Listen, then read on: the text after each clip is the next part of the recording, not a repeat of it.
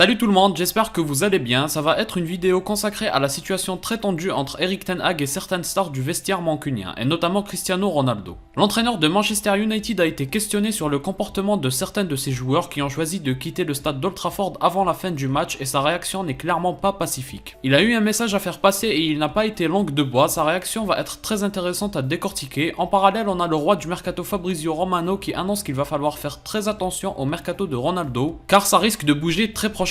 Mais comme d'habitude, petit instant culture avant de passer à l'analyse du jour, je réponds à la question posée dans la précédente vidéo, à savoir de citer 3 joueurs passés par Arsenal et le FC Barcelone. Pour ma part, je pense à Henry, Aubameyang et Sanchez. Bravo à Martin Roberto pour sa bonne réponse dans les commentaires. Pour la question du jour, c'est David Oka qui vous demande de retrouver 3 joueurs passés par Manchester City et le Bayern Munich. Alors commençons par l'info inattendue du jour, un journaliste a demandé à Erik ten Hag ce qu'il pensait de la sortie prématurée de Ronaldo lors du match de préparation face au Rayo Vallecano. L'entraîneur a d'abord rappelé qu'il n'y avait pas que Ronaldo qui était sorti avant la fin du match. Sur les images qui ont fait le tour des réseaux, c'est vrai qu'on aperçoit aussi Dalot par exemple, mais Erik ten Hag a ajouté que c'était inacceptable et qu'il leur dit la chose suivante: c'est inacceptable, nous sommes une équipe, un groupe, vous devez rester jusqu'à la fin. Alors personnellement, ce que j'en pense, c'est qu'on en fait un peu trop sur cette histoire de sortir plus tôt pour un match de préparation. On me l'aurait demandé à moi, j'aurais dit que ce n'est pas aussi grave que ça, c'est même anecdotique à mes yeux vu qu'il s'agit d'un match de préparation. En plus, la majorité des joueurs du vrai groupe n'étaient pas vraiment là. Il y avait beaucoup de jeunes qui ne feront pas forcément partie de l'équipe A, donc je trouve qu'on en fait un peu trop. En plus, en prenant en considération que Ronaldo fait certainement tout dans son comportement pour montrer qu'il n'est pas si impliqué que ça, et surtout pour forcer indirectement sa direction à le laisser partir si jamais l'opportunité se présentait. Je trouve donc que c'est vraiment pas important de réagir à ça. Maintenant, une fois que j'ai dit tout ça, je trouve aussi que la réaction d'Erik ten Hag est parfaite. Il montre clairement qu'il est là pour remettre de l'ordre dans ce club et dans ce vestiaire. Ronaldo, aussi grand soit-il, lui et tous les autres qui sont partis avant la fin du match, il les regroupe tous dans le même sac et il leur dit qu'il n'accepte pas ça et publiquement. Je trouve ça courageux de sa part et ça ne peut qu'avoir des répercussions positives sur le groupe et l'atmosphère du groupe.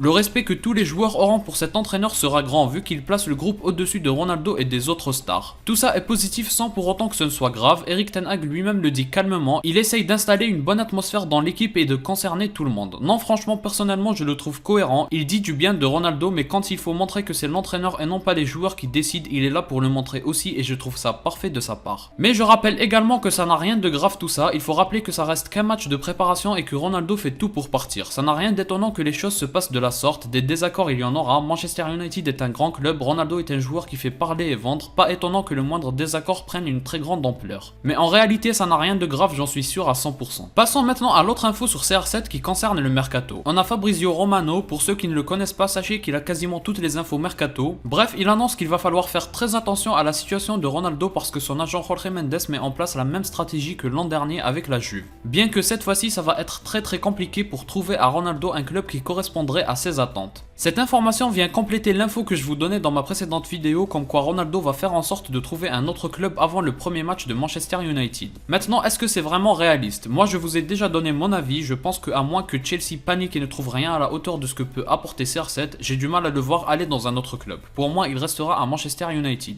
Même s'il ne faut pas oublier qu'il reste en réalité un mois entier pour que le mercato se termine et tout peut arriver jusqu'à la dernière minute. Rappelez-vous du retour de Griezmann à l'Atlético Madrid lors du dernier mercato. Bref, ça peut bouger très prochainement pour CR7 même si on a du mal à imaginer où il pourrait aller. Mais en tout cas, il faut rester très attentif à la situation de CR7 au mercato parce que c'est toujours pas fini. Et vous, comment jugez-vous la réaction d'Erik ten Hag et comment voyez-vous la suite pour Ronaldo au niveau du mercato? Si vous avez aimé, laissez un like et abonnez-vous pour me soutenir. Moi je vous dis à la prochaine, portez-vous bien.